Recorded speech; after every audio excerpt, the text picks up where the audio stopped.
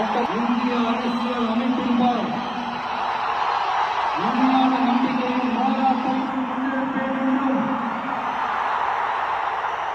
இந்திய நாட்டின் ஒப்பில்லாத முழு முதல் ஆட்சியையும் ஒருமையையும் நிலைநிறுத்துவேன் என்றும் தமிழ்நாட்டு அரசின்